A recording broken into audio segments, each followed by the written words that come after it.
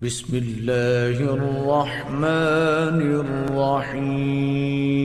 جماعت غربا اہل حدیث ہی نہیں بلکہ کراچی میں نامور اہل حدیث خطیبوں کے استاد خطیب جناب فضیلت الشیخ مولانا صہیب شاہد صاحب تشریف لائیں اور ہمارے ایمانوں کو مختصر وقت میں ایسا گرما دیں کہ ناموس صحابہ کے لیے یہ ائمہ سے خطبہ تک اور یہ ہمارے سارے قائدین تک ہم سب مل کر ناموس صحابہ کے لیے تا دم مرگ ایک آواز ایک جان ہو کر کام کرنے کے لیے کمر بستہ ہو جائیں۔ فضیلت الشیخ جناب صہیب شاہد صاحب۔ علیکم ورحمۃ اللہ وبرکاتہ۔ نحمده ونصلي على رسوله الكريم اما بعد فاعوذ بالله من الشيطان الرجيم بسم الله الرحمن الرحيم محمد رسول الله والذين معه اشداء على الكفار رحماء بينهم رب اشرح لي صدري ويسر لي امري واحلل عقدة من لساني يفقهوا قولي۔ اللہ رب العالمین کی حمد و ثنا اور پیارے نبی صلی اللہ علیہ وسلم کی ذات اقدس پر بے شمار درود و سلام کے بعد قرآن مجید کا 26واں پارے کی سورہ فتح کی آیت نمبر 29 کا کچھ حصہ آپ کے سامنے تلاوت کیا ہے۔ اللہ تعالیٰ سے دعا ہے اللہ تعالیٰ مجھے اور آپ کو ہم سب کو قرآن مجید کا صحیح فہم اور قرآن مجید کی صحیح سمجھ عطا فرما دے۔ اس آیہ مبارکہ میں اللہ تعالیٰ نے سب سے پہلے اپنے حبیب محمد الرسول اللہ صلی اللہ علیہ وسلم کی رسالت کا ذکر کیا ہے، اور پھر رسالت کے ذکر کرنے کے فوراً بعد اللہ نے اپنے نبی کے صحابہ کا ذکر کیا ہے۔ علماء، مشائخ، فضلاء سب موجود ہیں اور سب جانتے ہیں کہ قرآن مجید کا جب ہم مطالعہ کرتے ہیں تو بارہا جا بجا ہمیں ایسا مقام ملتا ہے کہ جہاں اللہ نے اپنے نبی کا ذکر کرتے ہی فوراً اپنے نبی کے صحابہ کا ذکر کیا۔ مثلا ایک دو آیتیں پڑھ کر میں اپنے موضوع کو جلدی سے آگے بڑھاؤں کیونکہ 10 منٹ کا وقت ہے۔ یوم لا یخزی اللہ النبی والذین آمنوا معہ نورہم یسعی بین ایدیہم وبایمانہم۔ ایک اور قرآن مجید کا مقام ومن یطع اللہ والرسول فاولئک مع الذین انعم اللہ علیہم من النبیین والصدیقین والشہداء والصالحین۔ ایک اور مقام آمن الرسول بما انزل الیہ من ربہ والمؤمنون الغرض۔ بہت سارے مقامات ایسے نظر آئیں گے کہ جہاں اللہ نے اپنے نبی کے ذکر کے ساتھ اپنے نبی کے صحابہ کے ذکر کو جوڑا ہے۔ اس کی وجہ کیا ہے؟ اس کی 2 وجہ ہیں، آپ کی توجہ چاہتا ہوں۔ پہلی اس کی وجہ یہ ہے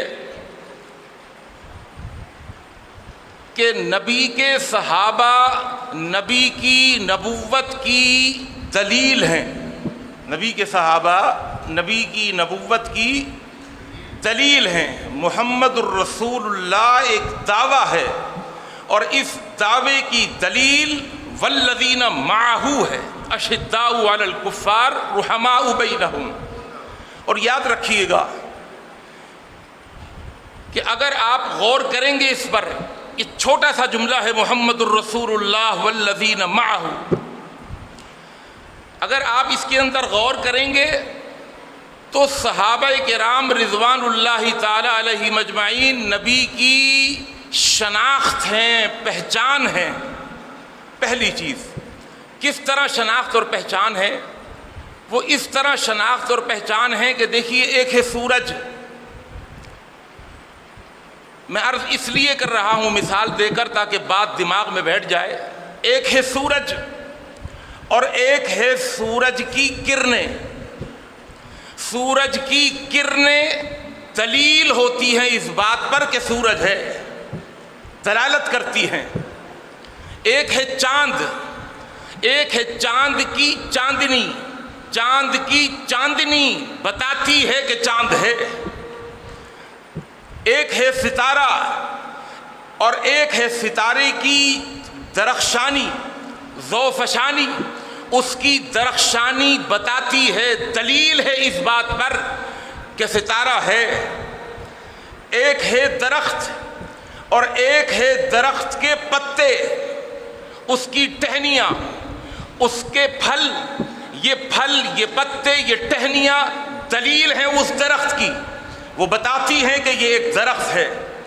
ایک ہے آسمان سے اترتی ہوئی بارش اور ایک ہے آسمان سے اترتی ہوئی بارش کے قطرے. وہ قطرے دلیل ہیں بارش کی. امید ہے کہ آپ بات کو سمجھ رہے ہوں گے میرے دوست، میرے بزرگوں. دوسری وجہ یہ ہے، اللہ دوسری بات یہ سمجھانا چاہتا ہے کہ یہ ہو ہی نہیں سکتا کہ کوئی یہ دعویٰ کرے کہ میں سورج کو تو مانتا ہوں لیکن میں سورج کی کرنوں کو نہیں مانتا. امید ہے کہ اس بات سمجھ آ رہی ہوگی.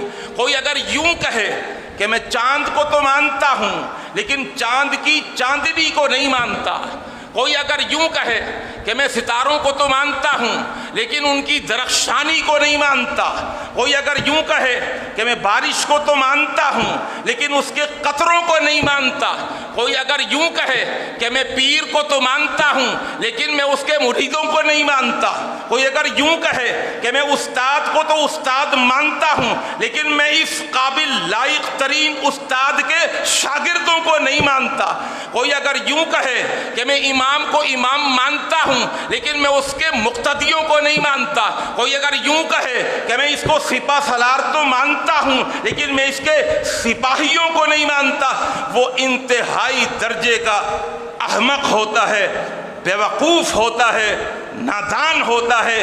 یہ ہو ہی نہیں سکتا کہ سورج ہو اور اس کی کرنیں نہ ہو. ماننا پڑے گا، سورج کو بھی ماننا پڑے گا، سورج کی کرنوں کو بھی ماننا پڑے گا. اور میرے دوست، میرے بزرگوں، آج ہو کیا رہا ہے؟ اللہ کے رسول صلی اللہ علیہ وسلم کو تو مانتے ہیں، اس لیے کہ اگر اللہ کے رسول کو نہیں مانیں گے، اور صحابہ کو تو مانتے ہی نہیں ہیں، وہ کہتے ہیں اگر ہم صحابہ کو نہیں مانتے اور اگر یوں کہہ دیں کہ اللہ کے رسول کو بھی نہیں مانتے تو پھر تو لوگ کیا کہیں گے؟ یہ تو ہے ہی نہیں مسلمان. آ رہی بات سمجھ؟ تو اس لیے ہیلا یہ کیا، ان کی فریب کاری یہ ہوئی، ان کا دجل یہ ہے یا ان کی حکمت عملی یہ ہے کہ اللہ کے رسول کو تو مانو لیکن اللہ کے رسول کے صحابہ کو نہ مانو. یہ ہے، حالانکہ یہ لازم ملزوم ہے، لازم ملزوم. سورج کی کرنیں اور سورج لازم ملزوم، چاند اور چاند کی چاندنی لازم ملزوم، بارش اور بارش کے قطرے لازم ملزوم ہیں. ماننا پڑے گا. اگر حضور کو آپ آسمان نبوت کا سورج کہتے ہیں تو اس سورج کی کرنوں کو بھی ماننا ہوگا. اگر آپ چاند ہیں تو اس کی چاندنی کو بھی ماننا پڑے گا. اگر آپ ستارے ہیں تو آپ کی درخشانی کو بھی ماننا پڑے گا. اگر آپ ابر رحمت ہیں تو اس بارش کے قطروں کو بھی ماننا پڑے گا. اگر آپ امام ہیں تو آپ کے مقتدیوں کو بھی ماننا پڑے گا. اگر آپ پیر ہیں تو آپ کے مریدوں کو بھی ماننا پڑے گا. اگر آپ سپہ سالار ہیں تو آپ کے سپاہیوں کو بھی ماننا پڑے گا. اگر آپ رسول ہیں تو صحابہ آپ کے امتی ہیں. اگر آپ نبی ہیں تو صحابہ آپ کی نبوت کے چشمدید گواہ ہیں. اگر آپ سپہ سالار ہیں تو صحابہ آپ کے سپاہی ہیں. اور میرے دوست، میرے بزرگوں، اگر آپ شمع ہیں تو صحابہ اس شمع کے پروانے ہیں. اور اللہ کی قسم، اگر کائنات کے اندر روئے زمین پر اللہ کے رسول جیسی کوئی شمع نہیں ملے گی تو صحابہ جیسے پروانے بھی نہیں ملے گی. اور ایک دوسری بات سمجھا کر، دوسری بات بھی بڑی اہم ہے کہ شرف صحابیت، ایک ہے شرف ختم نبوت. یہ دونوں بھی کس طرح آپس میں جڑے ہوئے ہیں. انا خاتم النبی لا نبی بعدی. خاتم النبیین کا یہ وہ شرف ہے، یہ وہ اعزاز ہے کہ جو میرے اور آپ کے نبی اللہ کے رسول صلی اللہ علیہ وسلم کو نصیب ہوا. اور شرف صحابیت یہ خاتم النبیین کے ساتھ اس طرح لازم اور ملزوم ہے کہ جس طرح قیامت کی صبح تک نبی کے بعد کوئی نبی نہیں آ سکتا، اللہ کی قسم قیامت کی صبح تک صحابی کے بعد کوئی صحابی بھی نہیں آ سکتا. اس لیے کہ علم حاصل کر کے، محنت کر کے، کوشش کر کے عالم بنا جا سکتا ہے، علامہ بنا جا سکتا ہے، مفسر، محقق، محدث بنا جا سکتا ہے، بہت بڑا اسکالر بنا جا سکتا ہے، انسان بڑے بڑے مرتبے حاصل کر سکتا ہے، لیکن ساری زندگی محنت کر کے، کوشش کر کے، پیسہ پانی کی طرح بہا کر شرف صحابیت کو حاصل نہیں کیا جا سکتا. یہی وجہ ہے کہ اللہ کے رسول صلی اللہ علیہ وسلم کی حدیث ابو داؤد کی حدیث ہے اور سعید بن زید عشرہ مبشرہ میں سے ہیں. وہ بیان کرتے ہیں کہ میں نے اللہ کے رسول صلی اللہ علیہ وسلم سے سنا، آپ فرما رہے تھے قسم کھا کر، واللہ لمشہد رجل منہم مع محمد صلی اللہ علیہ وسلم یغبر فیہ وجہہ خیر من عمل احدکم ولو عمر عمر نوح. اگر کوئی شخص جس کو یہ اعزاز حاصل ہو کہ اس نے اللہ کے پیغمبر کو صرف ایک دفعہ دیکھا ہے، صرف ایک دفعہ، اس اعزاز کو اٹھا کر اگر ترازو کے ایک پلڑے میں رکھ دیا جائے اور اس کے علاوہ ایک شخص ہو اس کو نوح علیہ السلام کی عمر دے دی گئی ہو، نوح علیہ السلام کی عمر 1750 سال، 1750 سال کی نمازیں، 1750 سال کے روزے، اس کی عبادتیں، اس کی ریاضتیں ترازو کے دوسرے پلڑے میں رکھ دیے جائیں. اللہ کے نبی صلی اللہ علیہ وسلم قسم کھا کے کہتا ہے ایک مرتبہ میرے چہرے کو دیکھنے سے جو اس کو اعزاز ملا ہے، اس اعزاز کو وہ پا نہیں سکتے. اللہ سے دعا ہے اللہ مجھے اور آپ کو، ہم سب کو عمل کی توفیق عطا فرمائے. وما علینا الا البلاغ. والسلام علیکم.